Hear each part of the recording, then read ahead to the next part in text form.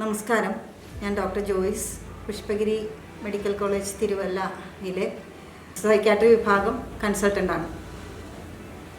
ഞാനിപ്പോൾ പറയാൻ ഉദ്ദേശിക്കുന്ന കാര്യം, ഈ ദിവസങ്ങളിലെല്ലാം പത്രവാർത്തകളിൽ 2-3 ദിവസമായിട്ട് നിറഞ്ഞു നിൽക്കുന്ന ഒരു വാർത്തയുണ്ട്. അതായത് ഒരു യുവ ദന്ത ഡോക്ടർ, ഒരു യുവതി ഡോക്ടർ, ഹൗസ് സർജനായിരുന്നൊരു കുട്ടി ഒരാളുടെ വെടിയേറ്റ് മരിക്കുകയുണ്ടായി. അതോടൊപ്പം തന്നെ വെടിവെച്ച ആൾ സ്വന്തമായിട്ട് ജീവൻ ഒടുക്കി, വെടിവെച്ച് തന്നെ. അപ്പോൾ ഈ സംഭവം മാധ്യമങ്ങളിലെല്ലാം ഇന്ന് ചർച്ചയാണ്. അപ്പോൾ അങ്ങനെയുള്ള ഒരു കൊലപാതകത്തിൻ്റെ, ഒരു ആത്മഹത്യയുടെ മാനസിക തലങ്ങളെ പറ്റിയാണ് ഞാൻ നിങ്ങളോട് പറയാൻ ഉദ്ദേശിക്കുന്നത്. അപ്പോൾ നമ്മളെല്ലാവരും ചിന്തിക്കും, എന്തുകൊണ്ട് പ്രണയം അല്ലെങ്കിൽ സ്നേഹം ഒരു കൊലപാതകത്തിലേക്ക് നയിക്കുന്നു, അതിൻ്റെ മാനസിക അവസ്ഥ എന്താണ് എന്ന്. അപ്പം മനഃശാസ്ത്രപരമായി, സൈക്യാട്രി പരമായി ചിന്തിച്ചാൽ ഡെലൂഷണൽ ഡിസോർഡർ അഥവാ ഒരു പ്രത്യേക തരത്തിലുള്ള പ്രണയം മൂത്ത് കൂടി അതൊരു ഡെലൂഷൻ അഥവാ ഒരു പ്രത്യേക മാനസിക സൈക്കോസിസ് എന്നൊരു മാനസികാവസ്ഥയിലേക്ക് നയിക്കാം. ആദ്യം ഒരു കുട്ടിയോട്, സാധാരണ നമ്മളെക്കാളും കൂടുതൽ ഹയർ അല്ലെങ്കിൽ ഉയർന്ന പൊസിഷനിലുള്ള, ഉയർന്ന പോസ്റ്റിലുള്ള ഒരാളോടാവാം സ്നേഹം തോന്നിയാൽ, പിന്നെ അത് നമ്മൾ ആദ്യം പരിചയപ്പെടലായി, അയാൾ മിണ്ടുന്ന അല്ലെങ്കിൽ അയാൾ നമ്മളോട് എതിർപ്പ് കാണിച്ചാൽ പോലും അത് സ്നേഹത്തിൻ്റെ ഒരു ഭാഗം, ഒരു പ്രകടനമായി അവർക്ക് തോന്നത്തുള്ളൂ. അപ്പോൾ എല്ലാ പ്രവൃത്തികളും സ്നേഹത്തിൻ്റെ ഒരു വഴിയായി അവർക്ക് തോന്നാം. അമിത സ്നേഹം കൂടി അവർക്കൊരു പൊസസീവ്നെസ് അല്ലെങ്കിൽ ഒരു സ്വാർത്ഥത അല്ലെങ്കിൽ ഡെലൂഷൻ ഓഫ് ജലസി എന്നൊക്കെ പറയും. ഒരു പ്രത്യേക തരത്തിലുള്ള ഒരു അസൂയ ഈ സ്നേഹബന്ധത്തിൽ രൂപപ്പെടാം.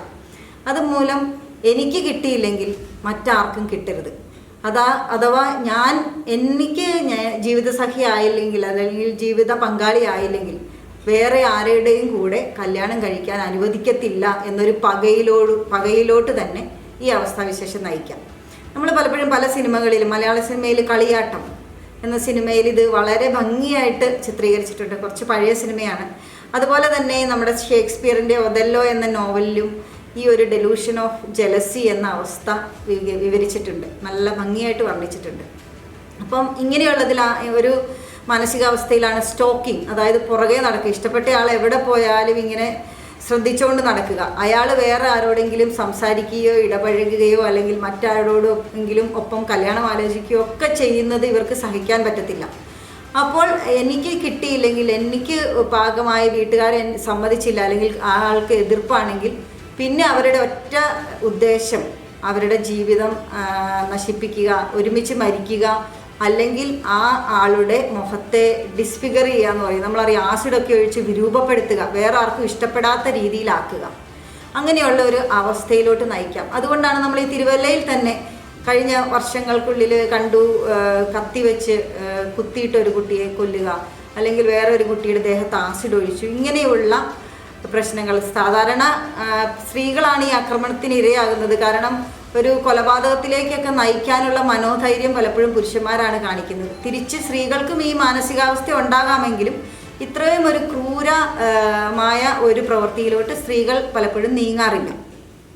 അപ്പം അതുപോലെ തന്നെ ചില ഞാൻ പറഞ്ഞു ഡെലൂഷണൽ ഡിസോർഡർ എന്ന മാനസികാവസ്ഥ, അതുപോലെ തന്നെ ചില വ്യക്തിത്വത്തിലുള്ള ചില പ്രശ്നങ്ങൾ, ചില പേഴ്സണാലിറ്റി ഡിസോർഡർ എന്നൊക്കെ പറയും.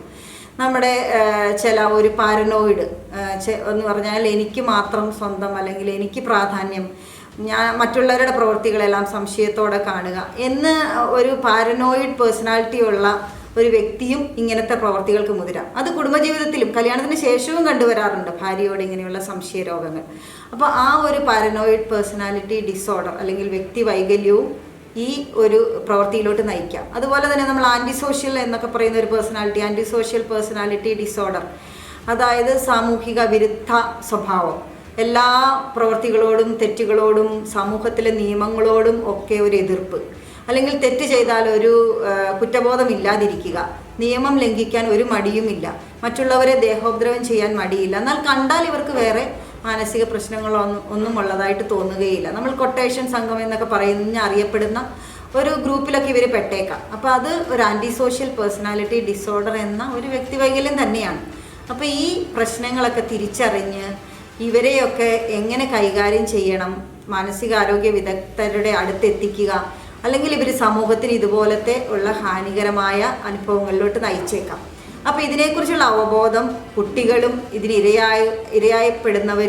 ഇരയാക്കപ്പെടുന്നവരും അതുപോലെ തന്നെ മറ്റ് സമൂഹത്തിലുള്ള പോലീസുകാരും അതുപോലെ പോളിസി മേക്കേഴ്സും ഗവൺമെൻറ്റും സമൂഹത്തിലെല്ലാവരും തന്നെ ഇതിനെക്കുറിച്ച്, ഈ മാനസിക വൈകല്യങ്ങളെക്കുറിച്ച് അറിഞ്ഞിരുന്നാൽ മാത്രമേ, മാതാപിതാക്കൾ പ്രത്യേകിച്ചും, നമുക്ക് ഇങ്ങനത്തെയുള്ള അപകട പ്രതിസന്ധിയിൽ നിന്ന് കുട്ടികളെ രക്ഷിക്കാൻ പറ്റുകയുള്ളൂ.